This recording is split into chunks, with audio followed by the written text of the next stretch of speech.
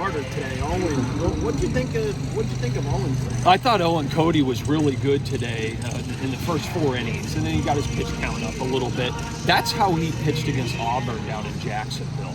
Yeah, I thought he pitched really great down there too. And so, there's experience, right? There's a 23-year-old graduate transfer that's in our 1-year business master's program here, and he knows what he's doing out there. He can locate a fastball, a good changeup, spin a breaking ball, and that's what we needed. They were pretty dominant left-handed hitters in their lineup, and so it was the right move to make. And we're going to be moving Colin McKay to the weekend rotation, and that's why he didn't pitch today. But Owen was outstanding, and there today is exactly why you go out and get a graduate in the transfer portal, and to start a ball game like that. He's going to pitch. He's going to be a really valuable pitcher for us this year. I know the forecast for fall is kind of bad. Yeah. Do you think are you going to try to get the game in? Or? Yeah, the GW coach and I will talk tonight. He said he would call me tonight. They're playing today as well, and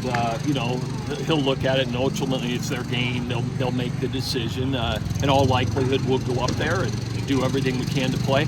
The advantage they have is it's all AstroTurf, right? And so when it's turf, you can start a game, you can stop a game, you can play through a little bit of rain rather than a natural surface. So we'll do everything we can to get the game in, and then be on our way to Miami on Thursday. Whether you play tomorrow or not, you open ACC play. Not that there are any easy weekends in the ACC, but you start at Miami, then you have Wake here. How do you feel going into that, and how much do you think the Jacksonville experience will pay dividends in conference play? Hey, listen, we're excited about starting conference play. This is why players come to the University of Virginia and other ACC schools, is to play in one of the top baseball leagues in the country, right? And our first weekend happens to be at Miami. Everybody knows the storied history of their baseball program and the national championships and College World Series appearances and everything.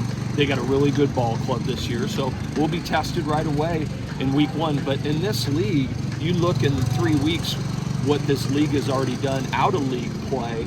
I mean, people are doing some really great things. Pittsburgh, Boston College, Virginia Tech, everybody in the league is playing really great baseball out of the conference. So in this league, you have to play great. If you don't play great on a day, you lose. And because the caliber of the competition is so good. So our guys are excited, and we'll be ready for tomorrow, and then turn our attention Wednesday night, Thursday to start in league play. And listen, we get 30 of these things, right, in our conference, and you kind of make your bed on how you do in this league. Certainly the non-conference is important to build your resume, to potentially get in the NCAA tournament and host and things like that. You got to take care of business out of the league, but everything's driven by our league play, and we're excited to get started.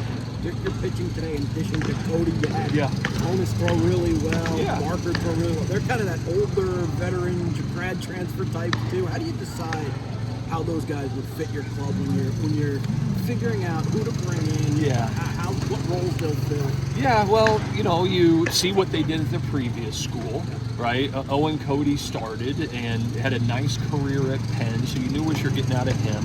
Chase Hungate came in and threw the ball well as well, and he's a transfer from DCU that did some nice things there his freshman year. And Tonis has been here 2 years from Georgetown, and he's a pitchability left-hander that is a good matchup guy. And certainly Barker's got a lot of ability, and I think we could close games with Barker or Teal, and it's a nice kind of 1-2 combination that we can pitch in the 7th, 8th, and 9th inning. So